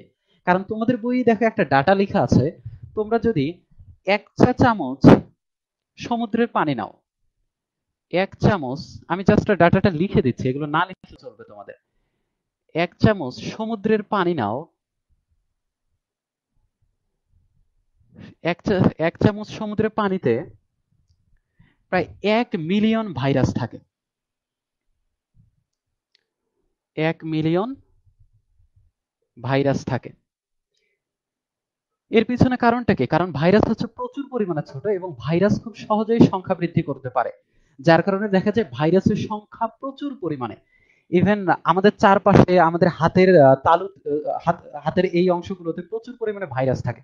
এবং আমি তোমাদের খুবই ছোট্ট একটা ট্রিক্স শিখিয়ে দেই, সেটা হচ্ছে ভাইরাস বা ব্যাকটেরিয়া এই অণুজীবগুলো কোথায় থাকার সম্ভাবনা বেশি? প্রথম কথা হচ্ছে আমাদের হাতে থাকার সম্ভাবনা খুবই কম, কারণ আমরা রেগুলারলি আমাদের হাত ধুই। কিন্তু চিন্তা করে দেখো তো কোন জিনিসগুলো আমরা কখনো ধুই না। যেমন চিন্তা করে দেখো, তোমাদের হাতে যে মোবাইল ফোনটা আছে, যেটা দিয়ে তোমরা পড়াশোনা করছো, সেই মোবাইল ফোনটা কিন্তু কখনো ধোয়া হয় না, বা ডিসইনফেক্টেন্ট দিয়ে তোমরা নরমালি পরিষ্কার করো না, হয়তো এখন করছো করোনার ভয়ে। তো সেই মোবাইল ফোনে কিন্তু প্রচুর পরিমাণে ভাইরাস ব্যাকটেরিয়া থাকে। আবার এবার আরেকটা জিনিসের কথা বলি, যেমন তোমার মানি ব্যাগটা কখনো ধুয়েছো? মানি ব্যাগটা কখনোই ধোনি। এই মানি ব্যাগে প্রচুর পরিমাণে ভাইরাস ব্যাকটেরিয়া আছে। এবার চিন্তা করে দেখো, মানি ব্যাগের ভিতরে কি থাকে? টাকা। তোমার কাছে 500 টাকার নোট আসছে, তুমি কখনো ধুয়ে রেখেছো? কখনো ধুয়ে রেখোনি। 500 টাকার নোট কখনো কেউ ধুবে না, বা টাকাই কখনো কেউ ধুবে না। এই টাকার মধ্যেও প্রচুর পরিমাণে ভাইরাস এবং ব্যাকটেরিয়া থাকে। আশা করি তোমরা বুঝতে পেরেছো। এবং ভাইরাসের সংখ্যা হচ্ছে প্রচুর পরিমাণে। আমরা যখন ভাইরাসের কে নিয়ে ডিল করি, একটা ভাইরাস, দুটো ভাইরাস এগুলো নিয়ে চিন্তা করি না, একসাথে হাজার হাজার লক্ষ লক্ষ কোটি কোটি ভাইরাস নিয়ে চিন্তা করি। তাহলে আবাসস্থল এবং সংখ্যা শেষ।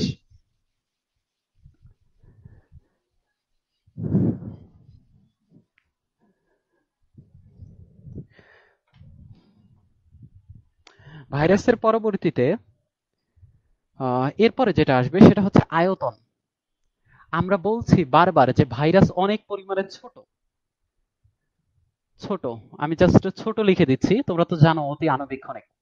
এখন প্রশ্ন হতে পারে এটা কত পরিমাণে ছোট, এর আকৃতি কিরকম? আমরা এটাকে মিটার দিয়ে মাপতে পারবো? মিটার তো প্রচুর পরিমাণে বড়, আমরা কখনো মিটার দিয়ে মাপতে পারবো না। আমরা কি সেন্টিমিটার দিয়ে পারবো? না। মিলিমিটার দিয়ে পারবো? না। আমরা যে এককটা ইউজ করি আয়তনের ক্ষেত্রে সেটা হচ্ছে ন্যানোমিটার। তোমরা নিশ্চয়ই ফিজিক্স পড়ার দৌলতে এগুলো জানো। এবং আমি এখানে লিখে দিচ্ছি ন্যানোমিটারের বিষয়টা। 1 ন্যানোমিটার সমান সমান, আমি যদি ভুল না হয়ে থাকি, মাইক্রো ন্যানো, হ্যাঁ, 10⁻৯ মিটার। অর্থাৎ 1 মিটারকে 1-এর পর 9টা শূন্য, এই সংখ্যাটা দিয়ে ভাগ করলে যেটা আসবে সেটাই হচ্ছে 1 ন্যানোমিটার। তাহলে আমরা ভাইরাসকে যখন মাপবো তখন কোন স্কেলটা ব্যবহার করব? ন্যানোমিটার স্কেলটা ব্যবহার করব। আমি উদাহরণ হিসেবে দেখিয়ে দিচ্ছি তোমাদের। তোমাদের বইয়ে যেমন একটা উদাহরণ আছে, আমি বাইরেও একটা উদাহরণ দিব। Polio virus. Polio virus.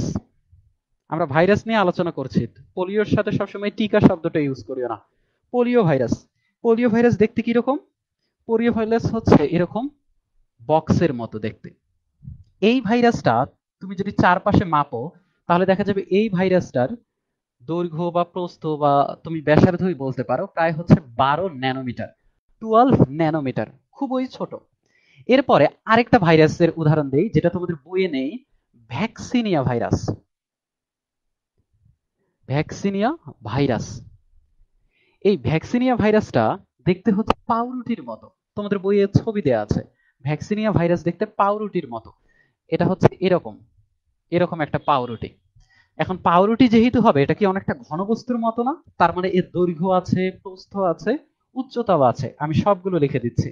ভ্যাকসিনিয়ার ক্ষেত্রে এর দৈর্ঘ্য হচ্ছে 360 ন্যানোমিটার, গুণন প্রস্থ হচ্ছে 270 ন্যানোমিটার। এগুলো মুখস্থ করে জাস্ট তোমাদের বুঝাচ্ছি ভাইরাস কত ছোট। এবং উচ্চতা হচ্ছে, আমি গুণ দিয়ে দেখাচ্ছি, 250 ন্যানোমিটার। তাহলে এটাই হচ্ছে ভাইরাসের আয়তন, আমরা এভাবে চিন্তা করতে পারি। এবং ভাইরাসের আয়তন আমরা মাপি ন্যানোমিটারে। যেমন পোলিও ভাইরাস 12 ন্যানোমিটার এবং ভ্যাকসিনিয়া ভাইরাসের আমরা মাপ দেখলাম। এখন তোমরা বলতে পারো যে হ্যাঁ ভাইয়া ঠিক আছে, আমরা আয়তন বা দৈর্ঘ্য কিভাবে মাপবো এটা বুঝতে পারলাম, কিন্তু আমি যদি বলি ওজনের কথা বা ভরের কথা, তোমরা পাশে একটা লিখে নাও, ভর, ছোট্ট করে ভর। এখন আমি ভরের একটা উদাহরণ দেবো, যেমন ভ্যাকসিনিয়া ভাইরাস। আমি ভ্যাকসিনিয়া ভাইরাসের ভরের কথা বলছি। ভ্যাকসিনিয়া ভাইরাসের ভর হচ্ছে, আমি একটু মুছে দিচ্ছি, ওকে। এই যে ভ্যাকসিনিয়া ভাইরাস, এই ভ্যাকসিনিয়া ভাইরাসের ভর হচ্ছে 5 থেকে 10। আমরা কি গ্রামে মাপবো ভাইরাস? কখনোই আমরা গ্রামে মাপবো না। আমরা যেটাতে মাপবো সেটা হচ্ছে ফেমটোগ্রাম। আমি লিখে দিচ্ছি, ফেমটোগ্রাম। এখন ফেমটোগ্রাম দেখো, 1 ফেমটোগ্রাম সমান সমান 10^15। তোমরা তবুও চেক করে নিও, 10^15 গ্রাম। তাহলে দেখো 1 গ্রামে কত সংখ্যা দিয়ে ভাগ করতে হবে যখন আমরা ফেমটোগ্রাম পাবো। এবং ভ্যাকসিনিয়া ভাইরাসের ওজন, এটা কিন্তু বিশাল ভাইরাস। এই ভাইরাসের ওজন 5 থেকে 10 ফেমটোগ্রাম। তাহলে বোঝো কত পরিমাণে ছোট হচ্ছে এই ভাইরাসগুলো, কত হালকা। তাহলে ভাইরাসের ব্যাপারটা শিখলাম আমরা, ভর এবং আয়তন সম্পর্কে। এবার আমরা যেটা শিখবো সেটা হচ্ছে আকৃতি। ভাইরাস দেখতে কিরকম, এগুলো তোমরা বই দেখেই পড়ে নিতে পারো, তবু আমি দেখিয়ে দিচ্ছি। কারণ যেহেতু আজকে আমরা ভাইরাসের পরিচিতি সম্পর্কে ডিটেলস জানবো। ভাইরাসের আকৃতি অর্থাৎ শেপ কিরকম, এটা কি দেখতে গোলাকার নাকি লম্বাকার? অ্যাকচুয়ালি ভাইরাস হচ্ছে প্রচুর পরিমাণে হেটারোজেনাস গ্রুপ। এই হেটারোজেনাস কথাটা তোমরা শুনে থাকবে, এরপরেও আসবে। হেটারো কথাটার অর্থ হচ্ছে বিভিন্ন রকম, হেটারোজেনাস গ্রুপ। যেমন একটা ভাইরাস দেখতে হচ্ছে এরকম, তোমরা চাইলে এঁকে নিতে পারো, তোমাদের বইয়ে এগুলো আঁকা আছে। এই ভাইরাসটা আমি এর আগে মনে হয় 2বার রেখেছি। এর নাম হচ্ছে টি2 ফাজ। কেন ফাজ বলা হয় এগুলো আমরা পরে আলোচনা করব। তারপরে আরেকটা ভাইরাস আঁকি আমি, যেমন এইচআইভি ভাইরাস। এটা কি ভাইরাস? এইচআইভি। তারপরে একটা ভাইরাস আঁকতে পারি আমরা ভ্যাকসিনিয়া ভাইরাস, একটু আগে যে আঁকলাম ভ্যাকসিনি। এগুলো ইংরেজি শব্দ, তাই আমাকে ইংরেজিতে লিখতে হচ্ছে, তোমরাও ইংরেজিতে লিখে নাও। এটা হচ্ছে ভ্যাকসিনিয়া ভাইরাস। এখন ভাইরাস যেরকমই দেখতে হোক, ভাইরাসের যে জিনিসটা সেম থাকতে হবে সেটা হচ্ছে, এটা দুটো জিনিস দিয়ে তৈরি, মনে আছে? একটা হচ্ছে প্রোটিন, আরেকটা হচ্ছে কি ডিএনএ অথবা আরএনএ। আচ্ছা, ডিএনএ আরএনএ কে একত্রে আমরা কি বলতে পারি দেখো তো? ডিঅক্সি রাইবো নিউক্লিক অ্যাসিড না? এটাও নিউক্লিক অ্যাসিড, এটাও নিউক্লিক অ্যাসিড। আমি এখানে লিখে দিচ্ছি নিউক্লিক অ্যাসিড, যেন পরবর্তীতে বলতে সুবিধা হয়। অর্থাৎ ভাইরাস দুটো জিনিস নিয়ে তৈরি হবে, একটা হচ্ছে প্রোটিন, আরেকটা হচ্ছে কি নিউক্লিক অ্যাসিড। এখন আমরা বাইরে যে আকৃতিটা দেখি, ভ্যাকসিনিয়া ভাইরাস বলো, এইচআইভি ভাইরাস বলো, টিটুফাস বলো, মেনলি এইচআইভির ক্ষেত্রে একটু ব্যতিক্রম আছে, আমি সেটা পরে যাব। এই যে ভাইরাসগুলো দেখি, এই ভাইরাসের বাইরের শেলটা, এটা হচ্ছে প্রোটিন দিয়ে তৈরি, আমি আগেই বলেছিলাম। এবং এর ভিতরে কে থাকবে? ওই যে নিউক্লিক অ্যাসিড। ভ্যাকসিনিয়া ভাইরাস চারপাশে হচ্ছে কি প্রোটিন, এর ভিতরে কি থাকবে? Nucleic acid. আমরা এভাবে লিখতে পারি এইচআইভি ভাইরাস, চারপাশে প্রোটিন, ভিতরে কি থাকবে? নিউক্লিক অ্যাসিড থাকবে। ওকে, আমি জাস্ট এভাবে এঁকে দিচ্ছি। আশা করি তোমরা এতটুকু বুঝতে পেরেছো। কিন্তু এইচআইভি ভাইরাসে আরো কিছু জিনিসপাতি থাকে, আমরা পরে দেখব। আশা করি তোমরা ক্লাস এনজয় করছো, এবং আমি যেহেতু ডিটেলসে বোঝাচ্ছি, আশা করি তোমরা মনোযোগ দিয়ে শুনবে। অনেকে ক্লাসের প্রথমের দিকে থাকো কিন্তু পরের দিকে চলে যাও, এই কাজটি কখনো করবা না। কারণ অ্যাকচুয়ালি আমি যে জিনিসগুলো বুঝাই এগুলো তোমাদের বইয়ে হয়তো বা অল্প করে দেয়া, কিন্তু যদি তোমরা বুঝতে পারো তাহলে তোমাদের পরবর্তীতে পড়াশোনার ক্ষেত্রে সুবিধা হবে। এবং তোমরা যখন বই লাইন বাই লাইন পড়বা তখন দেখবা যে অ্যাকচুয়ালি প্রতিটা লাইন সেন্স তৈরি করতেছে।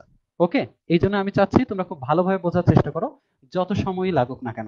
এবার তোমাদের বই একটা টাইটেল আছে, ভাইরাসের প্রকৃতি। সবাই লিখে নাও, ভাইরাসের প্রকৃতি। এখানেও আমি বেশি কথা বলবো না, জাস্ট দুঃখিত বেশি লিখা লিখবো না, জাস্ট বুঝিয়ে দেব।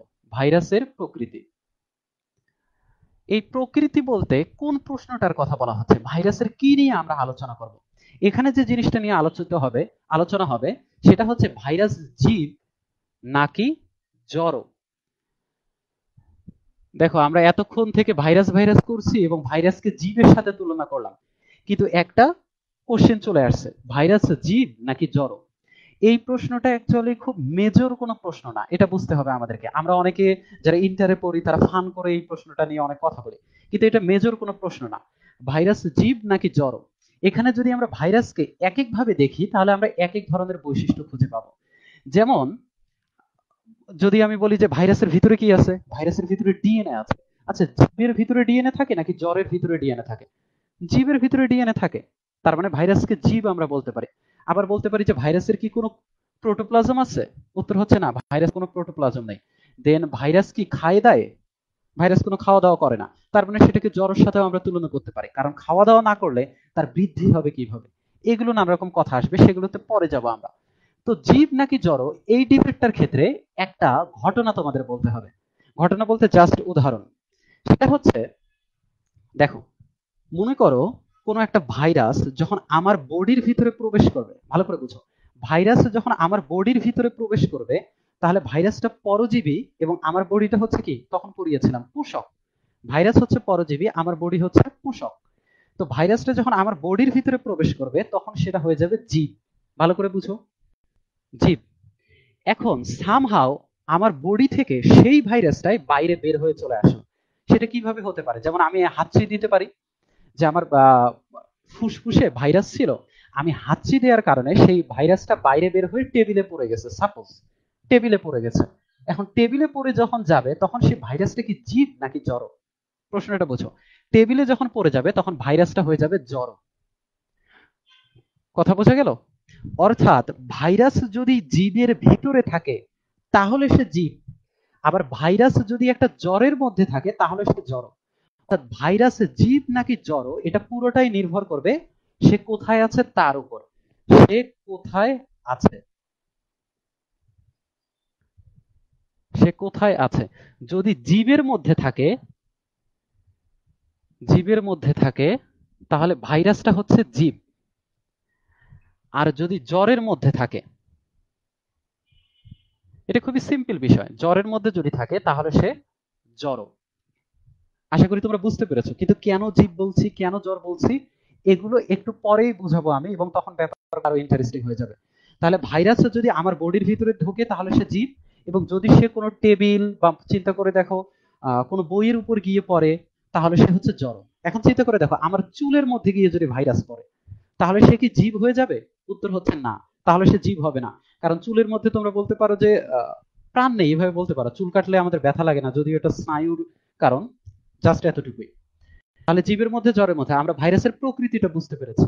তাহলে ভাইরাসকে নিয়ে আমরা একটা ডিবেট দেখতে পেলাম, এক সেটা জীব নাকি জড়, এবং এই ডিবেট নিয়ে অনেক কথাবার্তা আছে।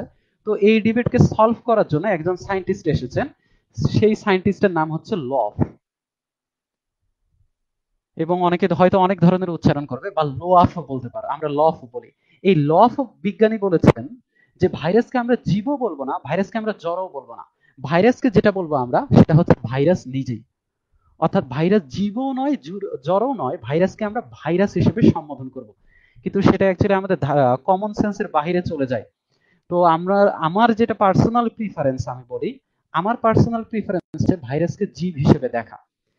কারণ আমরা অণুজীব চ্যাপ্টার পড়ছি এবং ভাইরাস একটা জীব জন্যই তো আমার বডির ভিতরে এসে সে রোগ তৈরি করছে। আশা করি তোমরা এতটুকু বুঝতে পেরেছো। এরপরে ইম্পর্টেন্ট জায়গায় চলে যাব, সেটা হচ্ছে ভাইরাসের বৈশিষ্ট্য। আজকের ক্লাসটা মনে হয় আরো একটু দীর্ঘ হবে, আমরা রিসেপ্টর সাইট পড়ে শেষ করে দেব। বৈশিষ্ট্য, এই বৈশিষ্ট্যের ক্ষেত্রে প্রথম প্রশ্ন আসবে, ভাইরাসকে জীব হিসেবে ধরে বৈশিষ্ট্যগুলো বলবো নাকি জড় হিসেবে ধরে বৈশিষ্ট্যগুলো বলবো? এখন আমরা উত্তর দুভাবে দিতে পারি। আমরা চাইলে বলতে পারি হ্যাঁ আমি জীব হিসেবে কিছু বৈশিষ্ট্য বলবো ভাইরাসের, আবার ভাইরাসের জড় হিসেবে বৈশিষ্ট্য বলবো। ওকে, এখন আমরা বৈশিষ্ট্যগুলো এক এক করে পড়বো, তোমাদের বইয়ে যেভাবে দেয়া আছে।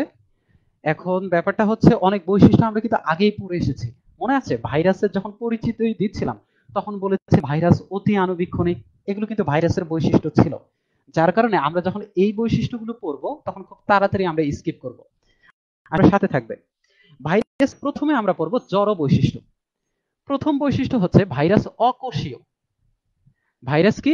অকোষীয়। আমরা অকোষীয় ব্যাপারটা কি বুঝে এসেছি? হ্যাঁ আমরা বুঝে এসেছি। তাহলে এতটুকু অংশ শেষ। আমি আবার বুঝিয়ে দিচ্ছি না, কারণ তোমরা প্রথম থেকে যারা ফলো করেছো তারাই বেনিফিট পাবে ভালোভাবে। এরপরে ভাইরাসের কোনো বিপাকীয় এনজাইম নেই, এই কথাটা খুবই গুরুত্বপূর্ণ। ভাইরাসের বিপাকীয় এনজাইম নেই। বিপাকীয় এনজাইম নেই। প্রথম কথা হচ্ছে বিপাক কি? বিপাক হচ্ছে আমরা যখন খাবার দাবার খাই, আমাদের পেটে গিয়ে সেই খাবার কি হজম হয় না? সেই খাবারটা কি ভেঙে যায় না? যেমন তোমরা জানো, তোমরা এটা নিশ্চয়ই ফিল করেছো যে অনেক চাল যদি মুখে নিয়ে অনেকক্ষণ ধরে চাবাতে থাকো, তাহলে চাল কি হয়ে যায়? চাল ভেঙে গিয়ে একটা সময় সেই চালটা মিষ্টি লাগা শুরু করে। এর পিছনে কারণটা হচ্ছে চালের মধ্যে থাকে শর্করা। চাল যতই চাবাতে থাকবা, মুখ থেকে যে এনজাইম গুলো আসে, এই এনজাইম গুলো চালকে ভেঙে ফেলে, অর্থাৎ হজমে সাহায্য করে বলতে পারো। তার মানে আমরা যে খাবার দাবার খাই, সেই খাবার দাবারকে হজমে সাহায্য করে অনেক ধরনের এনজাইম, এবং সেই এনজাইম গুলোকে তোমরা বলতে পারো বিপাকীয় এনজাইম। আমাদের বডিতে আরো অনেক প্রসেস হয় না, শক্তি তৈরি হয়, সেই এনজাইম গুলোকে বলতে পারো বিপাকীয় এনজাইম। কিন্তু আমরা যে ভাইরাস ভাইরাস করছি, এই ভাইরাসের ভিতরে আমি তো বলেছিলাম ভাইরাসের মধ্যে শুধু দুটো জিনিস থাকে, প্রোটিন আর নিউক্লিক অ্যাসিড। প্রোটিন আর নিউক্লিক অ্যাসিড, এখানে কি কোনো এনজাইমের কথা বলেছে? অর্থাৎ ভাইরাসের মধ্যে কোনো বিপাকীয় এনজাইম নেই। বিপাকীয় এনজাইম নেই কেন? কারণ ভাইরাস কোনো খাবার গ্রহণ করে না। ভালো করে বুঝতে হবে, ভাইরাস কোনো খাবার গ্রহণ করে না। তাহলে প্রশ্ন করতে পারো আমাদের বডিতে ঢুকে তাহলে ভাইরাস করেটা কি? এই প্রশ্নের উত্তর আমরা পরবর্তী ক্লাসে দেব। সো ভাইরাসের কোনো বিপাকীয় এনজাইম নেই, সে খাবার দাবার গ্রহণ করে না। তাহলে প্রশ্ন করতে পারো সে যদি খাবার না খায় সে কি বড় হবে? উত্তর হচ্ছে না। ভাইরাস কখনো বড় হয় না, ভাইরাস কখনো ছোট হয় না, ভাইরাস কখনো বুড়ো হয় না, ভাইরাস কখনো ইয়াং হয় না। আশা করি তোমরা বুঝতে পেরেছো। এবার 3 নম্বর পয়েন্টে আসি। 3 নম্বর পয়েন্ট হচ্ছে ভাইরাস ভাইরাস অন্য কোষের সাহায্য ছাড়া, এগুলো লিখতেই অ্যাকচুয়ালি সময় চলে যাবে। অন্য কোষের সাহায্য ছাড়া বংশবৃদ্ধি করে না। বংশবৃদ্ধি করে না। অর্থাৎ ব্যাপারটা কি দাঁড়াচ্ছে? ভাইরাস যদি নিজে বংশবৃদ্ধি করতে চায়, ভালো করে বুঝো, ভাইরাস যদি নিজে বংশবৃদ্ধি করতে চায় তাহলে তাকে অবশ্যই অন্য একটা জীবের মধ্যে ঢুকতে হবে। একটু আগে যখন ভাইরাস নিয়ে আলোচনা হচ্ছিল, ভাইরাসকে আমরা বলেছি পরজীবী, আর মনে করো ভাইরাসটা আমার দেহে যদি প্রবেশ করে নিজেকে বলেছে পোষক। এখন যে ভাইরাসটা আমার বডিতে ঢুকছে তার একটাই উদ্দেশ্য, তখন বলেছিলাম না এ খাবার খায় না, তাহলে করেটা কি আমার বডিতে ঢুকে? এর কাজ শুধু একটাই, সেটা হচ্ছে বংশবৃদ্ধি। ভালো করে মাথায় রাখো, এটা পরবর্তীতে লাগবে। ভাইরাসের কাজ একটাই, সেটা হচ্ছে বংশবৃদ্ধি। সে বংশবৃদ্ধি কি নিজে করতে পারবে? না। সে টেবিলের উপর থাকলে বংশবৃদ্ধি করতে পারবে? না। সে জড় পরিবেশে থাকলে করতে পারবে? না। পানির মধ্যে থাকলে বংশবৃদ্ধি করতে পারবে ভাইরাস? উত্তর হচ্ছে না।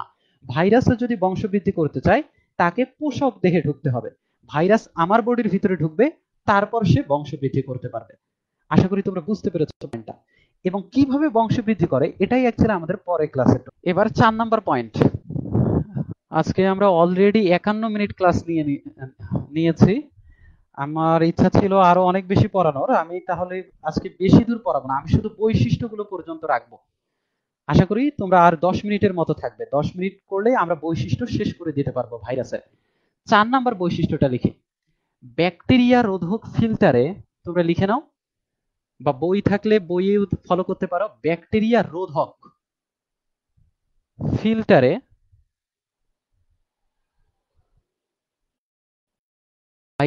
এভাবে লিখতে পারো, ভাইরাস। এই কথাটার অর্থ কি মনে আছে? তখন একজন বিজ্ঞানীর নাম বলেছিলাম, আমি ইংরেজিতে লিখে দিচ্ছি, দিমিত্রি আইভানোভস্কি। নাম শুনে বোঝা যায় ইনি রাশিয়ান। আইভানোভস্কি, তিনি একজন বিজ্ঞানী। তো ভাইরাস যখন আবিষ্কার হয়, ভাইরাস সম্পর্কে সায়েন্টিস্টদের অনেক কনফিউশন ছিল, কারণ ভাইরাস খালি চোখে দেখা যাচ্ছে না। তোমরা গল্পটা বুঝতে পারবে, দেখো। তো তারা জানতো যে তামাক গাছ যার পাতা থাকে, আমি এই জীবের অংশটা মুছে দিচ্ছি, এটাও মুছে দিচ্ছি, আমরা জড় বৈশিষ্ট্য পড়ছি। তামাক গাছে যে পাতা থাকে, সেই পাতার মধ্যে এরকম ছোপ ছোপ দাগ। তোমরা মোজাইকের মেঝে দেখেছো নিশ্চয়ই, মোজাইক পাথর। তো মোজাইক পাথরে যেরকম ছোট ছোট পাথর থাকে, এই পাতার মধ্যেও ছোট ছোট দাগ হতো। তো এই রোগকে বলা হতো মোজাইক রোগ। কি রোগ বলা হতো? মোজাইক রোগ।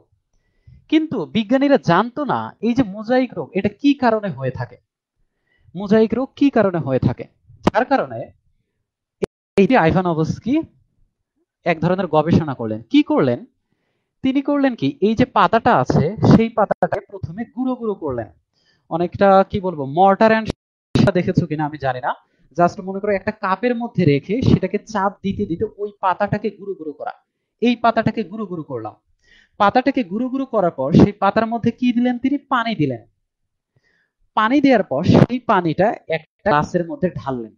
এইখানে পানিটা আছে, তাহলে এই পানিটায় কি আছে? এই যে পাতাটাকে গুঁড়ো গুঁড়ো করে দিয়েছি, এই যে পাতাটাকে গুঁড়ো গুঁড়ো করে দিয়েছি, এই গুঁড়ো গুঁড়ো করা অংশটা এখানে আছে পানির মধ্যে গুলানো অবস্থায়। এখন দেখো তিনি কি করলেন। এখন তোমাদের জাস্ট একটা সিম্পল কোশ্চেন, সেটা হচ্ছে চিন্তা করে দেখো, ভাইরাস আগে আবিষ্কৃত হয়েছে নাকি ব্যাকটেরিয়া আগে আবিষ্কৃত হয়েছে? কোনটা ছোট? ভাইরাস ছোট আকারে, তার মানে ভাইরাস আগে আবিষ্কার হওয়ার কথা, ভাইরাস কিন্তু পরে আবিষ্কার হওয়ার কথা। কারণ ব্যাকটেরিয়া হচ্ছে বড়, ভাইরাস ছোট। ছোট জিনিসকে দেখার জন্য যে যন্ত্রপাতি লাগতো সেটা পরে এসেছে। সো ভাইরাসের কথা যখন এরা জানতো না, আশা করি তোমরা ফলো করেছো, ভাইরাসের কথা যখন এরা জানতো না, তখন জানতো এবং ব্যাকটেরিয়া কি ভাইরাসের চেয়ে বড় না? এই ব্যাকটেরিয়াকে যেন আটকানো যায় এই জন্য এক ধরনের ফিল্টার ছিল। তোমরা ফিল্টার পেপার নিশ্চয়ই দেখেছো, আমি জাস্ট এঁকে দিচ্ছি। এই ফিল্টার পেপারে ছোট ছোট থাকে, এই ছোট ছোট ফুটোর মধ্যে যদি পানি ঢেলে দেওয়া হয় এবং পানির মধ্যে, ভালো করে বুঝো, এই ছোট ছোট ফুটোর মধ্যে যদি পানি ঢেলে দেওয়া হয় এবং সেই পানির মধ্যে যদি ব্যাকটেরিয়া থাকে, ব্যাকটেরিয়ার কথা বলছে, ব্যাকটেরিয়া থাকে, তাহলে ব্যাকটেরিয়া আটকায় যাবে এখানে, এবং পানি যে নিচে পড়ে যাবে সেই পানিটা হবে বিশুদ্ধ পানি। কারণ কি, এই ফিল্টারটার নাম হচ্ছে ব্যাকটেরিয়া রোধক ফিল্টার। অর্থাৎ এই ফিল্টারটা হচ্ছে এমন ফিল্টার, যে ফিল্টারে যে ফুটোগুলো আছে এই ফুটোগুলোর চেয়ে ব্যাকটেরিয়ার সাইজ বড়, যার কারণে ব্যাকটেরিয়া পাস করতে পারবে না। আশা করি তোমরা বুঝতে পেরেছো। তো দিমিত্রি আইভানোভস্কি মনে করলেন এই যে মোজাইক রোগটা হয়, এই মোজাইক রোগটা হয় ব্যাকটেরিয়ার কারণে। কার কারণে মোজাইক রোগ হয়? ব্যাকটেরিয়ার কারণে মোজাইক রোগ হয়। এই লেখো, ওকে, আমি এটাও মুছে দিচ্ছি।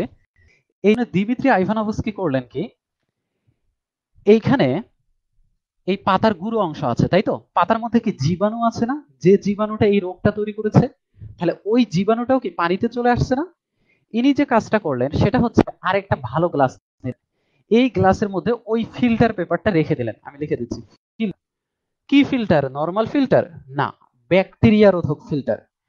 এখন এইখানে যে পানিটা ছিল সেই পানিটা উনি এখানে ঢেলে দিলেন। ঢেলে দেওয়ার পর এখানে মনে করো পানিটা পড়ে যাচ্ছে, পানিটা পড়ে গিয়ে এখানে চলে গেল। এখন তিনি করলেন কি, দেখো খুব ইন্টারেস্টিং একটা এক্সপেরিমেন্ট। তিনি করলেন কি, আরেকটা তামাক গাছের কাছে গেলেন। সেই তামাক গাছটা হচ্ছে সুস্থ তামাক গাছ। কি রকম তামাক গাছ? সুস্থ তামাক গাছ। এই সুস্থ তামাক গাছে তিনি করলেন কি, এইখানে যে পানিটা ছিল সেই পানিটা এই তামাক গাছে ঢেলে দিলেন। আশা করি তোমরা ধরতে পারছো, এই পানিটা এই তামাক গাছে ঢেলে দিলেন। এখন এই যে তামাক গাছটা ছিল বা তামাক পাতাটা ছিল, এই তামাক পাতাটা কি সুস্থ ছিল নাকি এখানেও জীবাণু ছিল? উত্তর হচ্ছে এটা সুস্থ ছিল। এখন তিনি যখন পানিটা ঢেলে দিলেন, কিছুদিন পর দেখা গেল এখানে আবার সেই মোজাইক রোগটা হয়েছে। কি হলো? আবার মোজাইক তার ব্যাপারটা হচ্ছে খুব সিম্পল। দিমিত্রি আইভানোভস্কি বা তার সময়ে যে মানুষগুলো ছিল তারা মনে এই রোগটা ব্যাকটেরিয়ার কারণে হয়। এখন দিমিত্রি আইভানোভস্কি একটা এক্সপেরিমেন্ট করলেন। এখন চিন্তা করে দেখো, এই রোগটা যদি ব্যাকটেরিয়ার কারণে হয়ে থাকে, ব্যাকটেরিয়া কি এই ফিল্টারে আটকিয়ে যাবে না? কারণ এই ফিল্টারের নামই তো হচ্ছে ব্যাকটেরিয়া রোধক ফিল্টার। সে যদি এই ফিল্টারে আটকিয়ে যায়, তাহলে নিচে যে পানিটা নির্যাস হিসেবে পড়লো, এই পানিটা কি ভালো পানি নাকি ব্যাকটেরিয়া সমৃদ্ধ পানি বা জীবাণু সমৃদ্ধ পানি? যদি ব্যাকটেরিয়া হয়, এটা অবশ্যই ভালো পানি। এই ভালো পানি যদি তিনি সুস্থ তামাক পাতায় দিতেন, তাহলে তামাক পাতা কি কখনো জীবাণু আবার ওই রোগটা হতো? উত্তর হচ্ছে না, আবার ওই রোগটা হতো না। তাহলে কনক্লুশনটা দাঁড়াচ্ছে, কনক্লুশনটা বুঝো, পরে তোমরা চাইলে মিলিয়ে নিতে পারবা তোমাদের রোগটা হয়, এই মোজাইক রোগটা ব্যাকটেরিয়ার কারণে হয় না। মোজাইক রোগটা হয় ব্যাকটেরিয়ার চেয়ে ছোট একটা জীবাণুর কারণে। ব্যাকটেরিয়ার চেয়ে ছোট যে জীবাণুর কথা বলছি, যেটা এই ফিল্টারের ফুটো দিয়ে চলে এসে যে রোগটা আবার তৈরি করেছে, এই জীবাণুটার নামই হচ্ছে ভাইরাস। এবং তোমাদের বইয়ে লেখা আছে দেখো, যে ব্যাকটেরিয়া রোধক ফিল্টার দিয়ে ভাইরাসকে আটকানো যায় না। অর্থাৎ তুমি চাইলে ব্যাকটেরিয়া রোধক ফিল্টার দিয়ে ভাইরাসকে আটকাতে পারবে না, কারণ ব্যাকটেরিয়া আকারে বড়, ভাইরাস ওই ফুটো দিয়ে চলে আসতে পারবে। 4 নম্বর পয়েন্ট শেষ। 5 নম্বর পয়েন্ট, 6 নম্বর পয়েন্ট,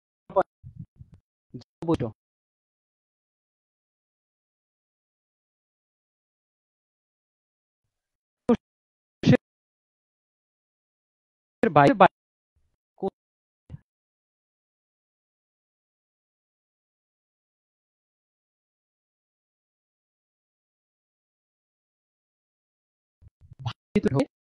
তাহলে ভাই যদি আমার বুঝতে পেরেছো তোমরা।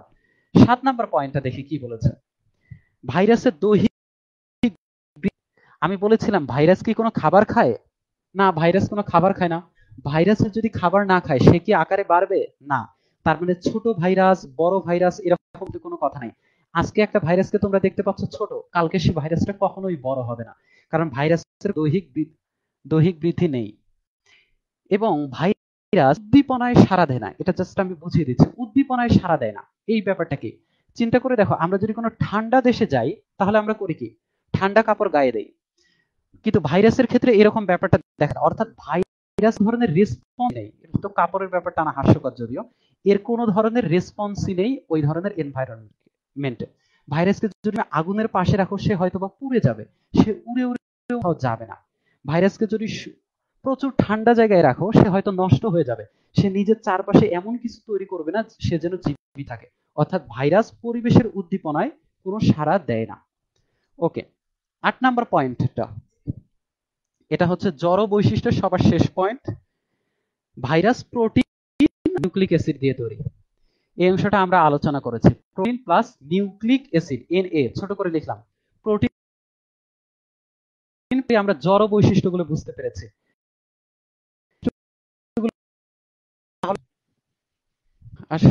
আমি যদিও বলেছি আগে 10 মিনিট লাগবে, কিন্তু এখন অ্যাকচুয়ালি আরো একটু 5 মিনিটের মতো সময় লাগবে।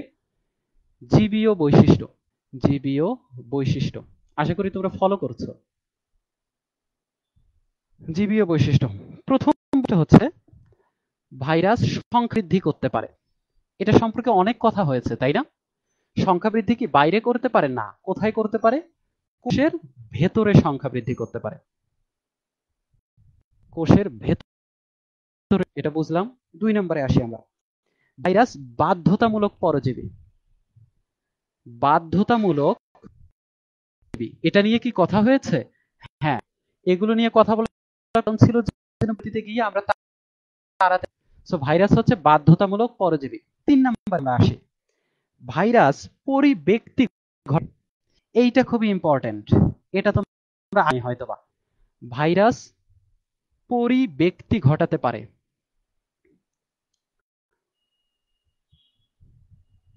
ঘটাতে পারে, এটা আমি একটু বুঝাবো। এর জন্য আমরা যে উদাহরণটা আনবো, এটা খুবই একটা, আমরা সবাই, আমাদের প্রধান খাদ্য হচ্ছে ভাত।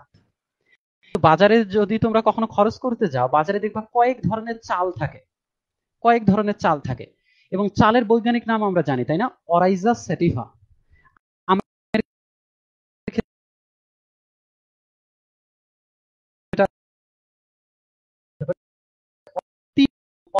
মানে এখন এইটা তৈরি হয় কিভাবে?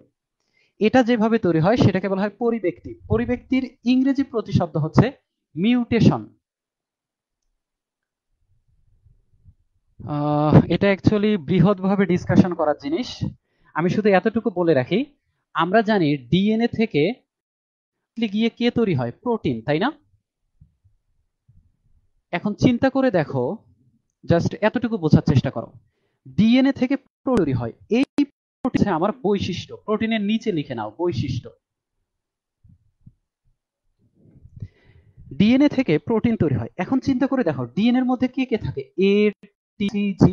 আমি নিচে লিখে নিই, এ কমা টি কমা সি কমা জি, এই চারটা থাকে। মনে করো কোনোভাবে এই এ টি সি জি পরিবর্তন হয়ে গেল। ভালো করে জাস্ট বোঝার চেষ্টা করো। কোনোভাবে এ টি সি জি হয়ে গেল, এ টি সি জি পরিবর্তন হয়ে যায়, তাহলে প্রোটিনটা কি ঠিক থাকবে? কারণ ডিএনএ থেকেই তো প্রোটিন তৈরি হচ্ছে। প্রোটিনটা ঠিক ঠিক থাকবে না। একটু ডিএনএ থেকে প্রোটিন তৈরি হয়, প্রোটিনের মধ্যে পরিবর্তন হয়ে যায়। এই যে ডিএনএ এর মধ্যে এই পরিবর্তনকে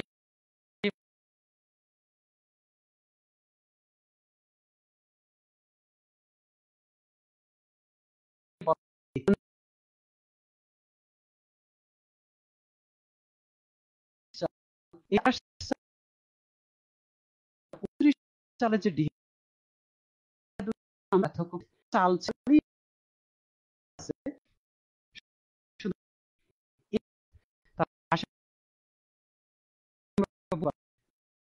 শুধু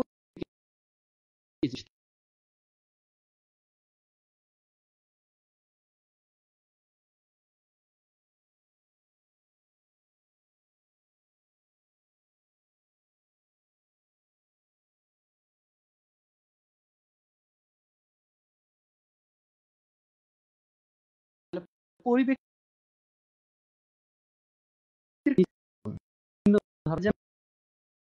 ভিন্ন উদাহরণ পরিব্যক্তির কারণে আসলে বুঝতে পেরেছো।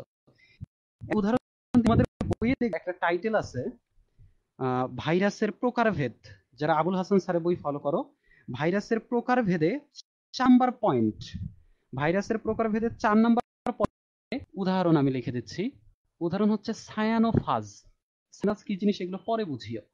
সায়ানোফাজে দেখো উদাহরণ কিছু লেখা আছে, LPP1, LPP2। এ দুটো হচ্ছে ভিন্ন ধরনের ভাইরাস, কিন্তু দেখো এই ভাইরাসটাও এলপিপি, এই ভাইরাসটাও এলপিপি। শুধু পার্থক্য কি? এটা এক ধরনের, ওটা আরেক ধরনের। জন্য আমরা 1 2 লিখেছি।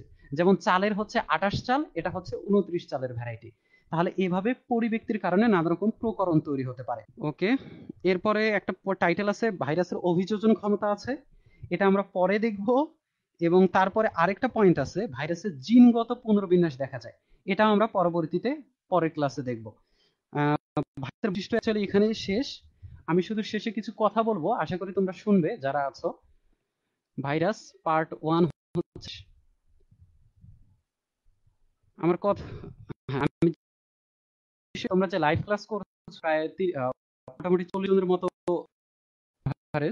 এই লাইভ ক্লাসে আমার অনেক ছাত্র আছে এবং তাকে আমি যখন কোচিং এ পড়াই তখন দেখা যায় যে আমি 1.5 ঘন্টার মতো ক্লাস নেই এবং 1.5 ঘন্টায়ও এই টপিকগুলো শেষ করতে পারি। এই টপিকগুলো আমি অনেক ডিটেলসে পড়াই, কিন্তু তোমাদের এখানে ব্যাপারটা খুব সহজেই ঘটে এবং ধৈর্যচ্যুতি শেষ করতে হচ্ছে। সো আজকে যে নিয়েছিলাম আমরা, সেই টার্গেট হচ্ছে আমরা 1 ঘন্টায় শেষ করতে পারলাম না, 1 ঘন্টায় যতটুকু শেষ করেছি সেই অংশ থেকে আমরা পরবর্তীতে শুরু করব। এবং পরবর্তীতে প্রয়োজনে আমরা যে দুটো পার্টের কথা বলেছি ভাইরাসের, আমরা প্রয়োজনে আরো একটা পার্ট অ্যাড করব। আসলে তোমাদেরকে কোয়ালিটি এডুকেশন দেয়া, সেটা যত সময়ই লাগুক না কেন, তোমার যদি শেখার ইচ্ছা থাকে তাহলে তোমরা অবশ্যই এখানে থাকবে, আমাদের সাথে থাকবে, সেটা 1 ঘন্টার হোক বা 1.5 ঘন্টা হোক। সো ততক্ষণ পর্যন্ত ভালো থাকো, সুস্থ থাকো, এবং তোমরা যে কমেন্ট করেছো আমি কমেন্টগুলো চেক করব। এবং তোমাদের যদি আরো কোনো ইন্টারেস্টিং প্রশ্ন থাকে, সিম্পল টার্মও যদি না বুঝো, তাহলে আমাকে তোমরা মেসেজ করতে পারো। আমি অ্যাকচুয়ালি বোটানি নিয়ে খুবই এনথুসিয়াস্টিক এবং আমি প্রশ্নের উত্তর দিতে ভালোবাসি। এবং দেখা যাবে যে আমি অনেক প্রশ্নের উত্তর দিতে পারছি না ইনস্ট্যান্টলি, বাট আমি চেষ্টা করব প্রশ্নের উত্তর দেওয়ার জন্য। এবং মাথায় রাখবে বায়োলজির একটা ইন্টারেস্টিং ব্যাপার হচ্ছে, বায়োলজিতে অনেক কিছু দুঃখিত, কি বলবো, অনাবিষ্কৃত থেকে গেছে। কারণে দেখা যাচ্ছে যে এখনো ডিসকভার করার প্রচুর পরিমাণে চান্স আছে। সো হয়তোবা আমি অনেক প্রশ্নের উত্তর দিতে পারবো না, কিন্তু যতটুকু জানি সেখান থেকে তোমাদের সাহায্য করার চেষ্টা করব। ততক্ষণ পর্যন্ত ভালো থাকো, পরবর্তী ক্লাসে অবশ্যই সাথে থাকবে। আচ্ছা, আমি কমেন্টে দেখছি এখন, যারা কমেন্ট করেছো তারা থাকতে পারো। ভাই কি ভাইরাসকে আমরা কি মেরে ফেলতে পারি? ভাইরাসকে কি আমরা নিষ্ক্রিয় করে ফেলতে পারি? আর দ্বিতীয় প্রশ্নটা হচ্ছে আমরা কোষের মধ্যে নিষ্ক্রিয় করে রাখতে পারবো কিনা? উত্তরটা হচ্ছে আমি সঠিকভাবে উত্তর জানি না এর, তবে আমি জাস্ট সিম্পল একটা ধারণা দিতে পারি, সেটা হচ্ছে ভাইরাসের বিপরীতে কিছু ড্রাগ পাওয়া যায়, সেই ড্রাগগুলোকে বলা হয় অ্যান্টিভাইরাল ড্রাগ। এই অ্যান্টিভাইরাল ড্রাগগুলো কিভাবে কাজ করে সে সম্পর্কে আমার ধারণা নেই। আমরা পরবর্তী ক্লাসে যখন ভ্যাকসিন নিয়ে আলোচনা করব তখন এটা নিয়ে আলোচনা করব। দুঃখিত আমি উত্তর দিতে পারলাম না রোহান। এরপরে অংশে ওকে, প্রথম থেকে শেষ পর্যন্ত ক্লাস করেছে, অনেক ভালো লেগেছে। এও হচ্ছে আমার কাছেও হচ্ছে এ আমার ক্লাসে যখন থাকে তখন ভালোভাবে ক্লাস করে না, আজকে অনলাইন ক্লাস করাচ্ছি তার নাকি ভালো। আচ্ছা, ওকে, আরো অনেককে দেখতে পাচ্ছি আমি, যদিও একটু দেরিতে যুক্ত হয়েছি কিন্তু খুব গুরুত্বপূর্ণ কিছু শিখলাম। ধন্যবাদ সম্রাট ভাইয়া আপনাকে। তোমাকেও ওয়েলকাম। আশা করি পরবর্তীতে আমাদের সাথে থেকে আরো বেশ কিছু বিষয় জানতে পারবে। ভাই আপনি আরো অনেকক্ষণ ক্লাস নিন, সমস্যা নেই। হ্যাঁ, এটা সত্য। আরো এক ঘন্টা পারি, আমার সমস্যা নেই। কোচিং এ আনা 3 ঘন্টা 4 ঘন্টা ক্লাস নেই, কিন্তু ব্যাপারটা হচ্ছে তুমি ক্লাস করবে হয়তো অনেকে করবে না, শেষে দেখা যাবে আমার লাইভে হচ্ছে ভিউ হচ্ছে একজন বলছে নেই ভাইয়া, এটা হচ্ছে তোমাদেরকে দেখতে হবে, এটা তোমার সমস্যা, কারণ বাকি সবাই শুনতে পাচ্ছে। ভাই একবার একটু রিপিট করবেন, দুঃখিত আমি জানি এটা কোথায় বলা হয়েছিল। আর আমি আর প্রশ্ন দেখতে পাচ্ছি না, শেষের দিকে কিছু বুঝি নাই, আশা করি তোমাকে পরের দিন বুঝাতে পারবো, বা যদি পার্সোনালি কোনো সমস্যা থাকে আমাকে। আচ্ছা, পরের ক্লাসটা কবে কখনো হবে? আচ্ছা, পরের ক্লাসটা হওয়ার সময় তোমরা অবশ্যই আপডেট পাবে। ওকে, এগুলোই ছিল কমেন্ট, হয়তো আরো কমেন্ট করেছে, আমি ভালোভাবে চেক করতে পারলাম না। প্রধান কথা হচ্ছে কমেন্টেও যদি উত্তর না দিয়ে থাকি আমাকে অবশ্যই ইনবক্সে নক করো, সত্যি বলতে। ততক্ষণ পর্যন্ত আবারও ভালো থাকো, সুস্থ থাকো, ধন্যবাদ।